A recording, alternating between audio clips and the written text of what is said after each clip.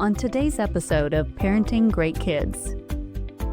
In a time when anxiety is rising and joy feels harder to come by, what if the answer lies in something ancient and powerful? And so being able to almost have kind of radical curiosity about my own kids and what lights them up is really important here. Welcome to Parenting Great Kids. Here's your host, Dr. Meg Meeker. Deborah, it's so fun to have you on PGK today. Thank you so much for having me. Now, when we think of awe, sounds beautiful, but it's a little bit abstract. I mean, we know what it feels like. It's hard to describe, but what does it actually look like when we're parenting in this daily chaos? So I think being able to recognize what it feels like is really key, because when we think about emotions, especially with kids, we often default to things like happy, mad, sad, scared, stressed, anxious, something in that realm. And in fact, when I give parenting talks on, emotional intelligence, the phrases awe and wonder almost never pop up as emotions, and yet they are, and they're emotions that we are designed to feel. So how do you know you're feeling it? Well, when researchers try to say somebody feels this, what is that really happening in the body? Think about goosebumps for some people. Think about your eyes spontaneously filling with tears. You hear a beautiful song. You see a moving moment. The utterance of wow or some type of whoa they found cross-culturally, that even if you don't speak another language, but you hear a person doing that, they're experiencing wonder. Yep. It's this almost instinctive, when something amazing is happening, the whole stadium erupts with that sound. Exactly. And I think for our kids, I often find it when my kids' eyes get really wide. And it almost feels like they're trying to see better. What is this thing in front of me that feels big and vast and wondrous, and I may not fully understand, but it is striking me for some reason. So, when you think of the 3-year-old who might go to the zoo and see an animal for the first time and their eyes get really wide, they've never seen an elephant before. Like that's wonder in that moment. And as we get older, sometimes those things feel routine, and it's often our kids then who can tap us back into, yes, in fact, an animal like that and so majestic is something worthy of pausing and looking at and feeling the wonder. And don't we miss it? I'm thinking of my kids and grandkids as you're talking, and it's nice as a grandmother to be able to notice those moments in grandkids, because I have more time and I'm more in tune with them than with my kids. Because when our kids are growing up, I'm sure those moments just went right by me. The kids were in awe, but it goes right by me. So you have said that awe can actually calm kids, their anxiety, and it can build resistance. And that's a big thing. I mean, that sounds really powerful. When somebody feels that or is experiencing awe, what goes on in a child's brain? So the research on this is so cool. And most of this is coming out of the Greater Good Science Center. They were founded by Templeton Grant and have 20 years of research here. They've discovered that when a child or a senior citizen is feeling this, it can reduce the levels of cortisol in the saliva. So these kind of biological markers of stress. For example, they found this with preschoolers in high poverty areas who went to an art class and came back and had lower levels. It can reduce the biomarkers of inflammation.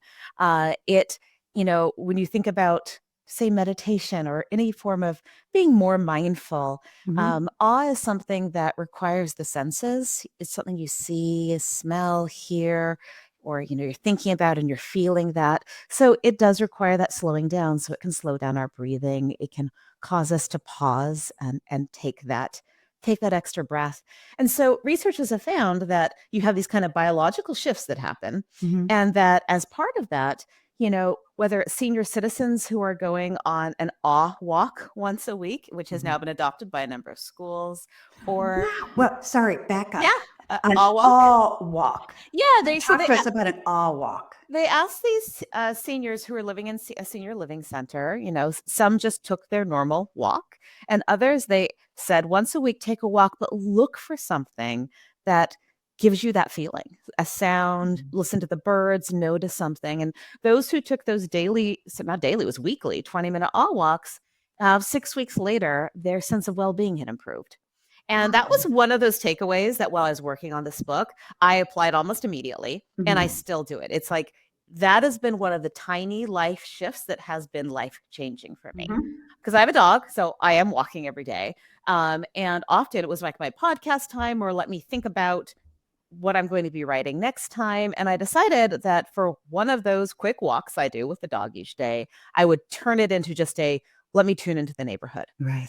And this is now 4 years later since I first heard that study. I can name almost every bird in the neighborhood. I know the migration patterns. I never knew that before. Wow. I can tell you about the trees and when they turn. I can tell you where the turkeys are living in the woods. It's like I'd lived in this neighborhood, but I didn't really notice it till I started noticing it.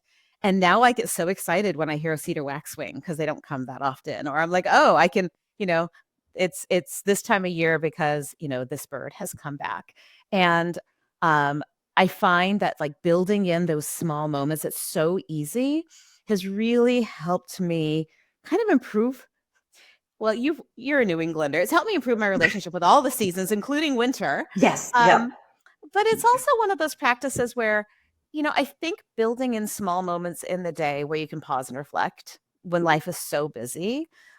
This is one of those things I have to do anyway, right? I have to take the dog out each day. And so by saying, I'm going to unplug for this, I'm not going to have my phone out, I'm not going to hear my earpods in, that has just been this practice that has been so fulfilling. And I've written a lot about it, and I've had a number of friends who've adopted this. And they will sometimes text me a picture from their walk or something they heard on their walk. And it's this kind of, I would love this building movement to say we're so connected online that sometimes we almost forget what to look outside to what's right in front of us and to feel that sense of connection. Well, we do forget. And I think, as you're talking too, I'm thinking about the moments when I've, had an awe sit or an awe walk or an awe experience, and they come through the little things. I have a, it sounds goofy, but this is what I do. I have a chair on my front porch and I have a perennial garden right in the front. And I will go out and I will sit with my coffee, half hour, whatever. And I will look at all of the little flowers and marvel at how different each one is. And I'll take pictures. And it never fails that I walk away feeling so amazed at what is there and out there. And you're absolutely right. We can do that. Here's what I could hear a parent saying if they're listening right now. Well, that's great for you all. But I have a 4-year-old, a 2-year-old, and a 6-month-old. And whenever I get any moments to myself, my mind is just reeling with worry and concern and things that I have to do. So how do parents break out of that sort of frenetic mindset and then become in awe of things?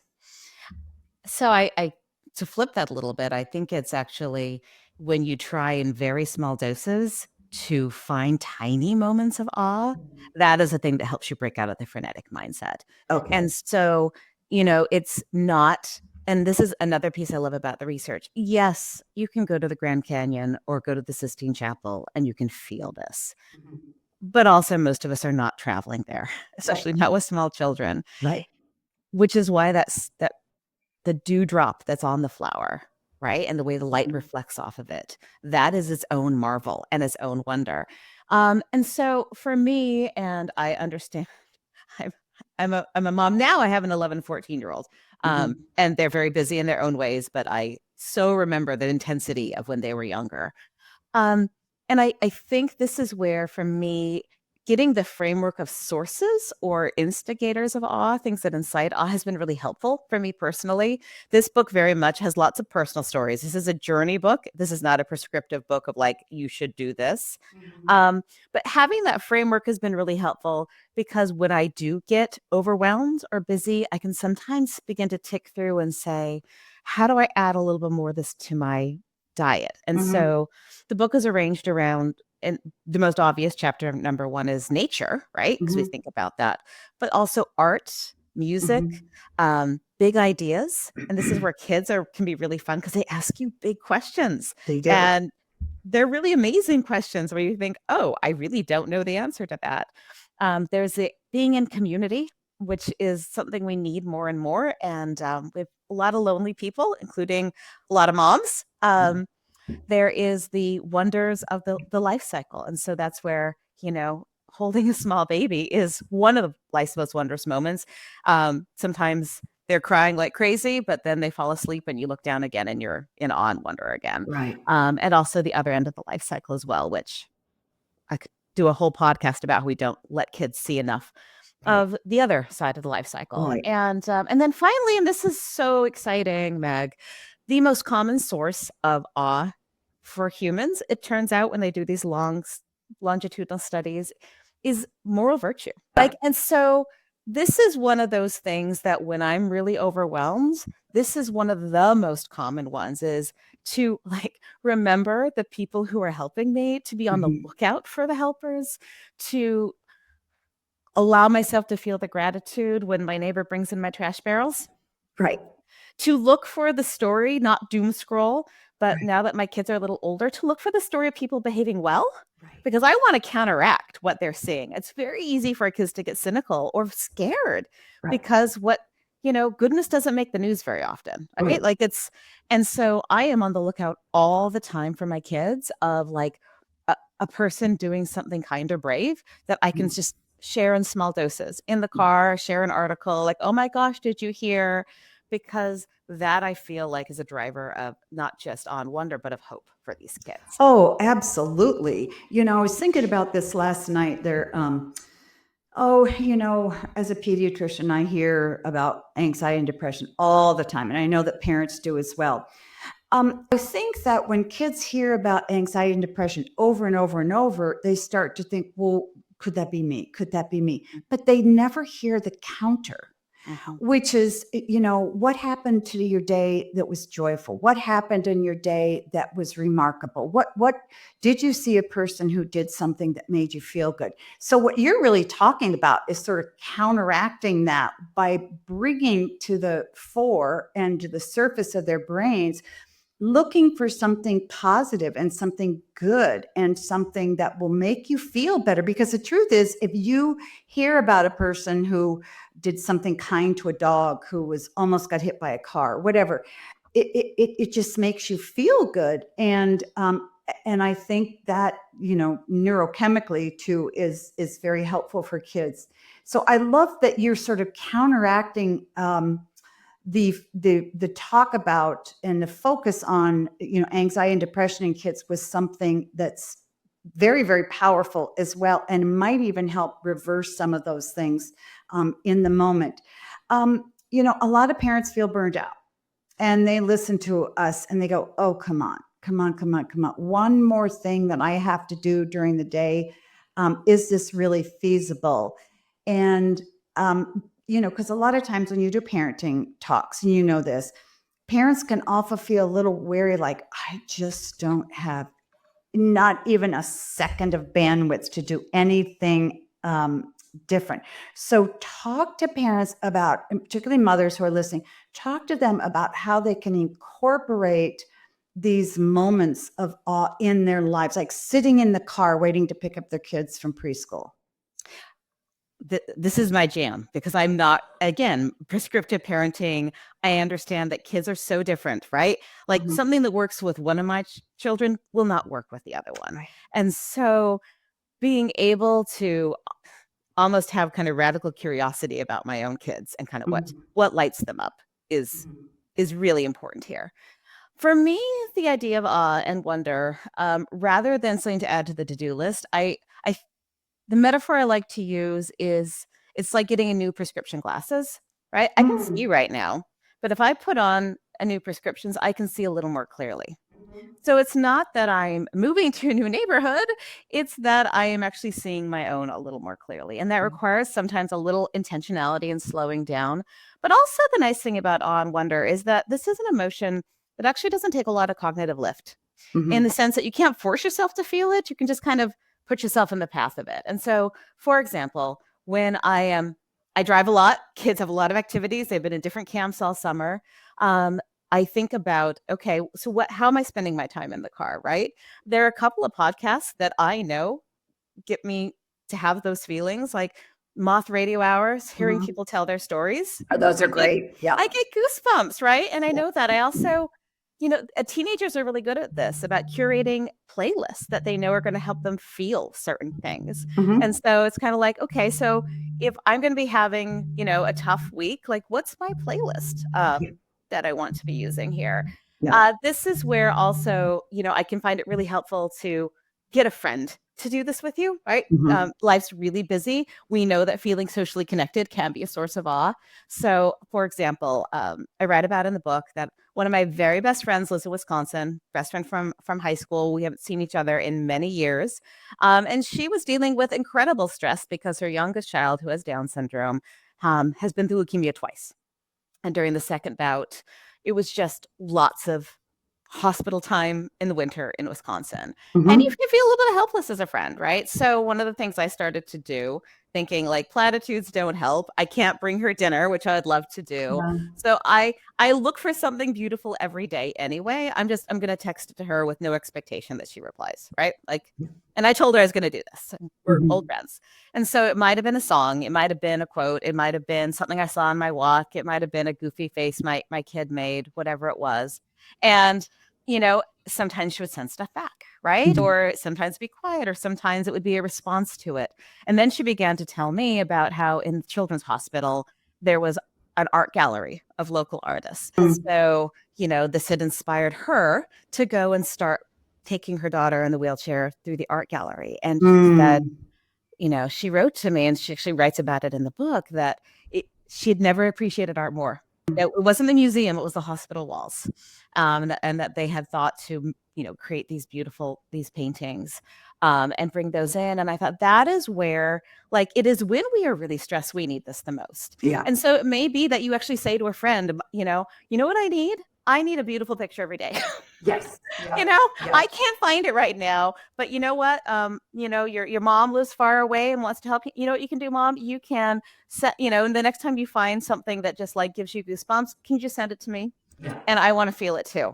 And so it can be a shared activity. And I think that that's important too, because again, it can be very isolating being a parent of young kids. It should be a village. It's not often enough. It isn't. No. And we can go online to like ask our questions that we're scared about. But I think if we could also use technology, in this way to say, hey, what are those things? What are the hopeful stories? What are the beautiful things that, that we can be looking for as well? Mm-hmm. Let's talk about Carl the Collector. Now, you advise PBS Kids Show about Carl the Collector.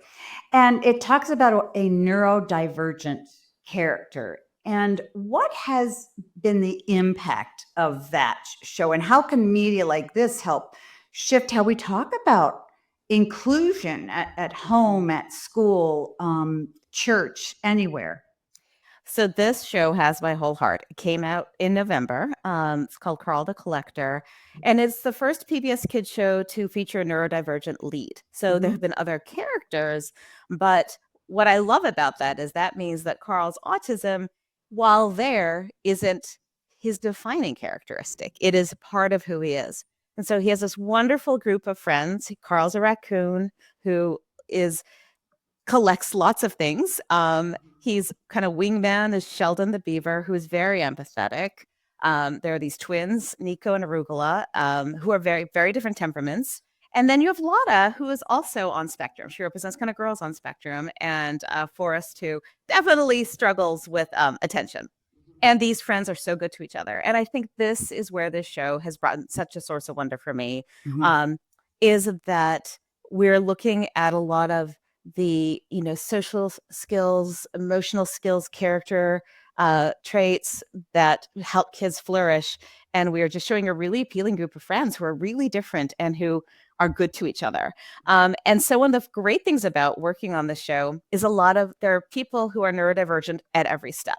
So while I am the social emotional character advisor, we have two other advisors who focus on getting the autism part right. They stim. Carl has his stims, Lotta has hers, right? It's there, it's quiet. But Lotta wears her headphones when she starts getting overwhelmed with sensory. And there's one episode kind of on it when somebody was teasing her about being a headphone girl, but mostly it's just something she pulls out, right? So you just see it there. We have a lot of young writers who are neurodivergent, who are bringing their own experiences from childhood here. And I've had so many moments since this has come out. Sometimes it's adults who are saying, I wish I'd had this representation when I was younger. I've talked to a couple of moms who said their kids that's like me. Like, I collect like they do. I wear headphones like Lotta does. And, I really feel like in our ideal world, which is what we're always trying to build for our kids. Like, I'm a big fan that you got to kind of be that change you want to see in the world. Is that, we are really embracing all abilities, all kinds of minds, and that we can see the beauty.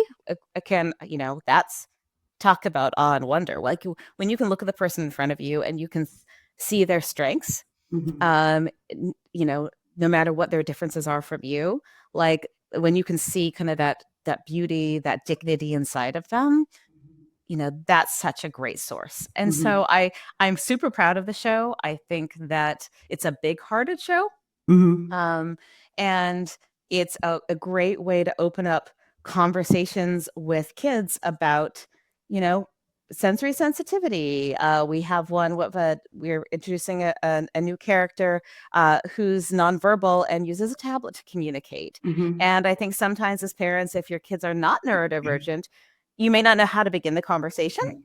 And if your kids are, you want a world that sees their strengths. And so this is a show that's just doing some great things. I love it because, I've seen a lot of neurodivergent kids in our practice. And of course, what we've learned over the past even 10 years has been enormous compared to what we knew 30 years ago. 30 years ago, 20 years ago, we never heard the term Asperger's. We never heard the term autism spectrum. And so I think that people are learning more about it. And the thing about a show like this, it's cool, is that parents can learn about what's going on, because it's hard to get in the mind of a neurodivergent person. And I think beginning to understand how their mind works, and that it really doesn't work like ours, and that we really can't connect the way we think we should be able to. I just love it. Let's just jump onto technology. We think of technology as the enemy. It's the big bad thing. We have social media and cell phones. I end up talking to parents a lot about that. But you argument that technology can actually inspire awe. Can you talk about that? So I think at its core, I view technology as a tool. It's something that's ubiquitous. It's here to stay. And so I have to be mindful about how I use it. And I need to model that for my kids. And so one of the things that Dr. Keltner, who's the lead researcher, when I asked him this question, he said, I often think about technology, you can think about it as almost a gateway to awe and wonder, right? We want the sensory world, but sometimes you might discover a local artist that then leads you to that. You might discover a song.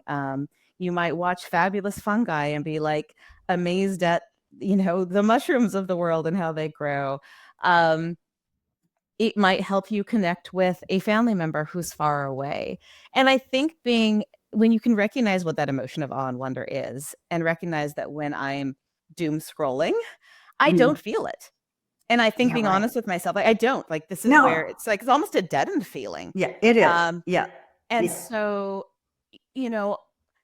to notice when, again, like a lot of this with writing this book is being like mindful of being like, oh, like I felt that when I heard that. And so I want to keep that in mind. And so for me, one of my favorite things about technology and wonder is the sharing capacity.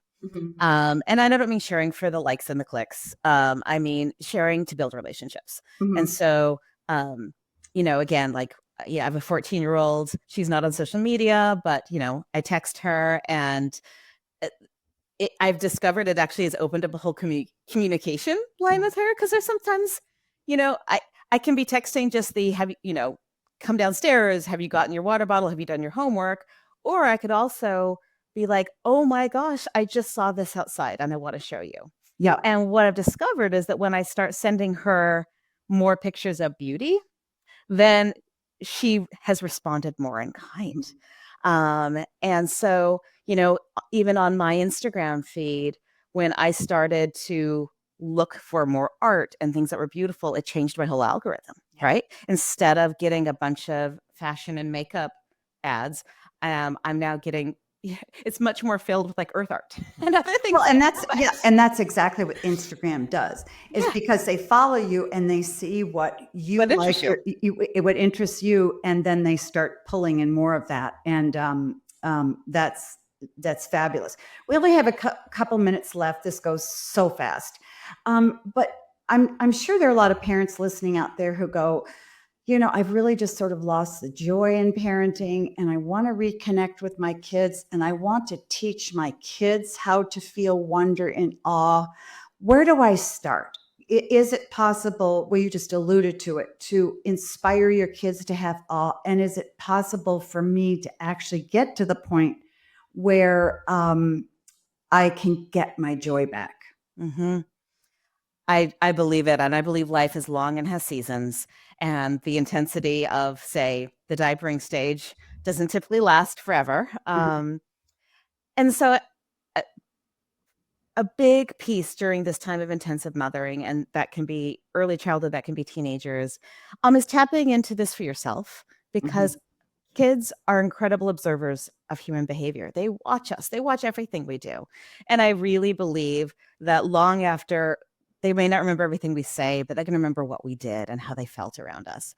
And so, again, as part of my research on this, I have found myself slowly picking up a few new hobbies, which I didn't feel like I had time for, but they're things I'm doing almost with my kids. I've actually picked up embroidery, something my grandmother used to do. And my oldest is really into art. And so like she's been doing some of the designs for me, and my kids are watching me do it, and they're complaining about the threads left around the house, but they're seeing me do something for me. And just, and when I go on my walks, it's like, that's mom time, right? And it's important for them to know that, like, that is. And also I'm better at speaking out loud when something does inspire me. Like, they may roll their eyes that I pull them out to hear the peeper frogs when they emerge in March. But honestly, there's no sound I love more than the peeper frogs in March, because it means that winter is over, and I will pull them out. In fact, this year, my 14-year-old, I ran upstairs on March 16th, and her window was open. She's like, I know what you're about to say. Oh, how funny. Because she could hear them. She's like, you're coming to get me to hear the peepers. And I thought, you know what? You're going to be 45 years old. Remember that? Because I remember my dad pulling me out to see the meteor shower. And those are core memories that are not about big vacations. Those are core memories that are about, I remember how excited my dad got about the stars. And if they remember how excited I got about wildlife in the neighborhood, that is something, when life goes through its darker phases, to remember, like, awe is the and. It's like, yes, life is difficult, and it is so beautiful. Like, yes, there's evil in the world, and there's tremendous goodness. And I think that, it's the and that really helps us find that joy and flourishing as we make our way through.